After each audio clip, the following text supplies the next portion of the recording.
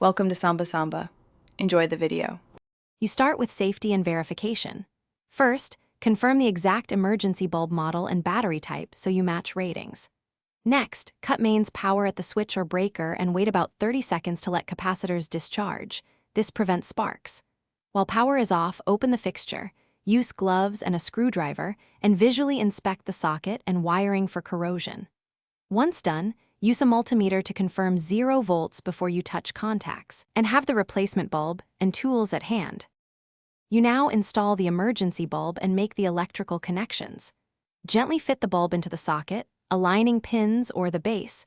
Correct seating prevents intermittent contact. Then verify wiring, identify positive and negative leads and attach them to the matching terminals. Tighten screws snugly but do not over-torque because stripped threads cause failure. If the battery pack is removable, reconnect its leads with firm crimps. Once done, tuck wiring neatly to avoid strain and replace any insulation or covers before powering up.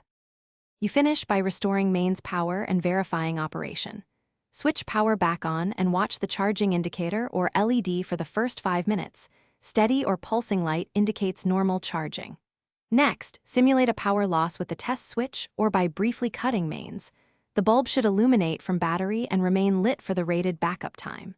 If brightness is low or runtime short, check battery connections and clean contacts. If still faulty, replace the battery or bulb. One troubleshooting.